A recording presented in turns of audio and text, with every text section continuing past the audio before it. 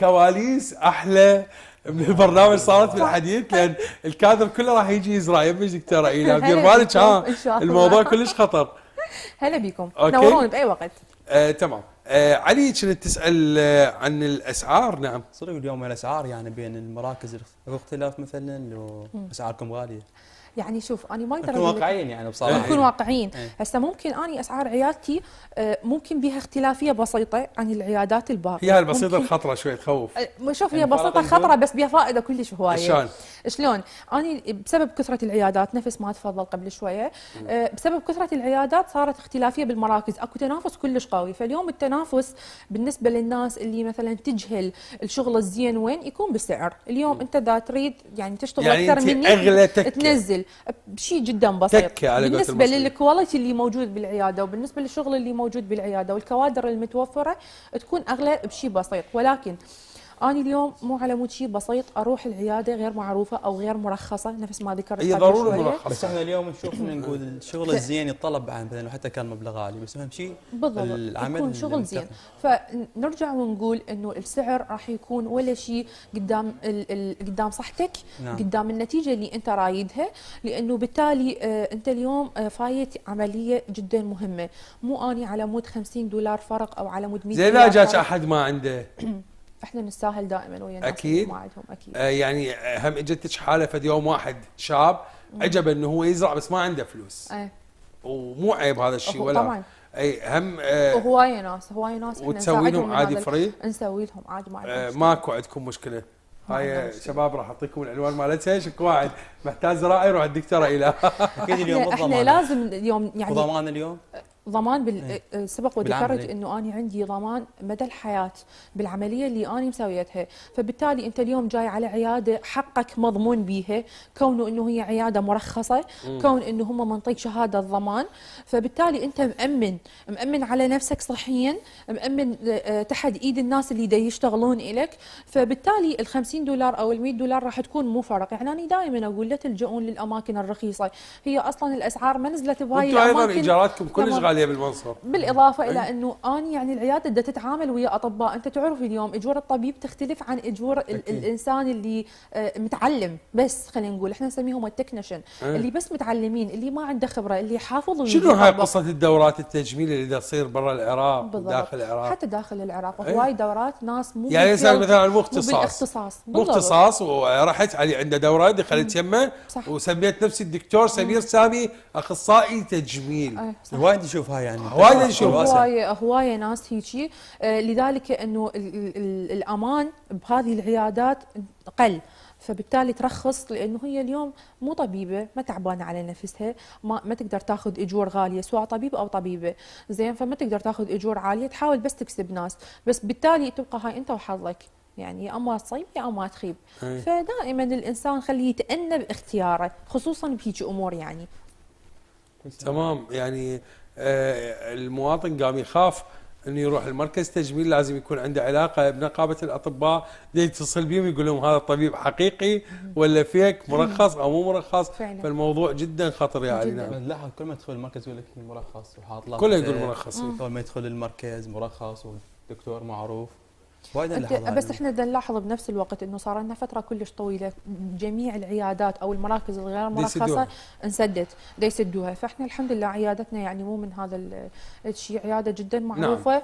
واليوم العياده ما تسوي لايف ولا تسوي اعلانات اذا مو هي متمكنه يعني. حلو.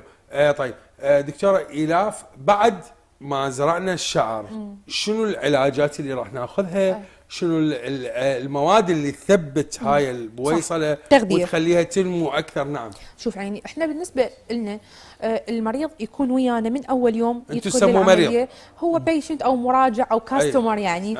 فاحنا هو ما دام دخل العمليه صار بيشنت. فبالنسبه للكاستمر اللي يجي من اول يوم يفوت لحد سنه هو راح يكون بمتابعتي انا شخصيا. يعني هاي يقوم يعطي فلوس بدون؟ لا فور فري. حلو. هذا كله فور فري من ضمن الباكج. طبعا زراعه الشعر هي ما تضمن بس زراعه الشعر. نعم. عندك انت 6 جلسات بلازما وميزو، هاي جدا ضروريه للشعر. احنا ننطي 6، مراكز ينطون 3 4، انا انطي 6 واضيف فوقهم فور فري. نفس ما قلت لي من يجيني احد دكتوره ممكن تنطيني جلسه مجانيه او شيء، ننطي ما عندنا مشكله، لان بالتالي احنا النتيجه هاي النا قبل ما تكون له. زين، هذه دعايه راح ينجح يمك العمليه فعلا. من يجي علي يقول لي انت وين زرعت؟ اقول له يم دكتوره ايلاف السامراء. وصل الفكره؟ فمن واحد لواحد تصير شهره اكثر. راح تكون مثلا هم سمعه للمركز. بالضبط، هذه سمعه العياده شلون تتطور اذا مو بالشغل الصح. صح. تعليمات من يجي ثاني يوم زراعه الشعر، تعليمات اللي بعد الزراعه، تعليمات كلها ننطيها بعد الزراعه، والمواد اللي يستخدموها، المواد اللي يستخدموها، العلاجات، هذه كلها راح تكون فور فري. انا سالتش ما قلت لي هذه كلها راح تكون ما قلت لي شنو المواد والعلاجات اللي راح هي مجرد علاجات معينه، يعني انتي بايوتيك. الفتره مالتين زين، الفتره معينه. طبعا احنا عندنا ناس متخصصه فقط للمتابعه، تتابع يوم بيومه للمراجع. يجي بعدها جلسه التقشير اللي هي بعد ال10 ايام تقريبا، يجي راح يقشر يمنا، راح يسوي جلسه بلازما وميزو يمنا، راح يرجع بعد 21 يوم او شهر يرجع يسوي ايضا يكمل جلساته الباقيه يمنا. يعني ايش قد انه يطلع للشاشه مره ثانيه؟ انت تقدر عادي، ماكو اي مشكله. يعني هي فتره الريست لازم تكون تقريبا 10 ايام. 10 ايام؟ بعد ال10 ايام اقدر اطلع اقدم برنامج بس على شعري مزين. اي صح؟ اي. ما اقدر البس كاسكته؟ لا ممنوع.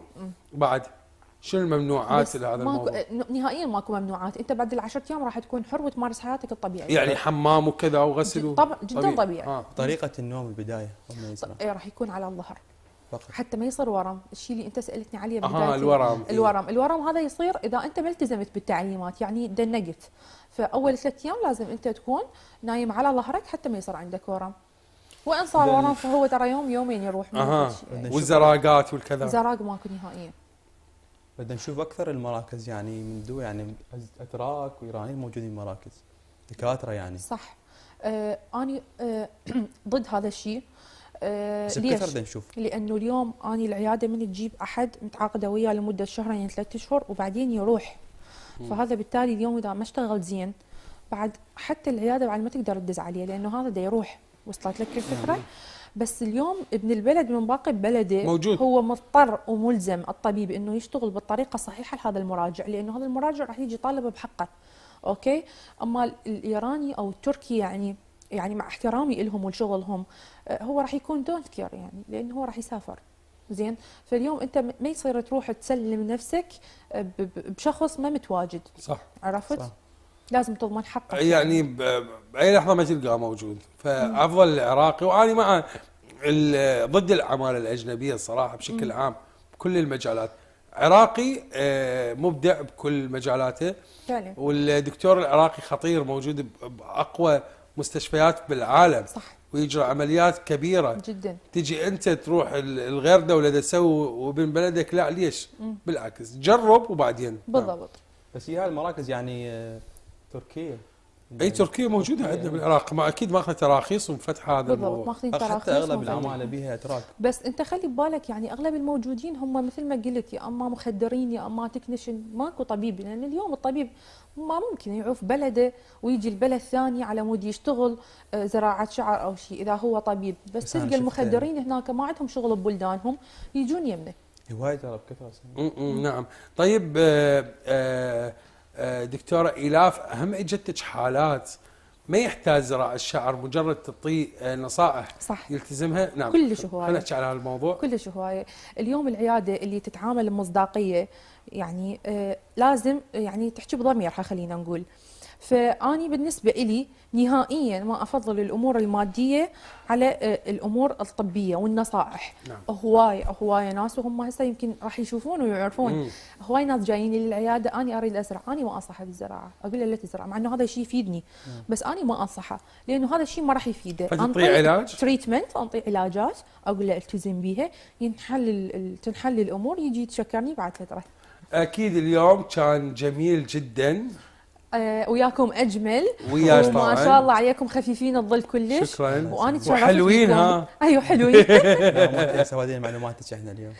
معلومات جدا قيمه، احنا نشكرك. بعيدا عن زراعه الشعر، لان انا قلت راح ازرع شعر بس لا تصدقون بي، انا كلش اخاف جبان.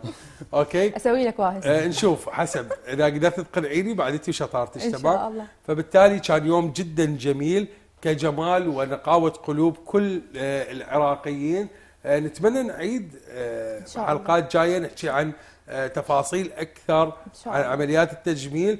نرجع ونقول اني مع انه انت اذا تحتاج عمليه تجميل تروح تسويها ضد مع ضد انه انت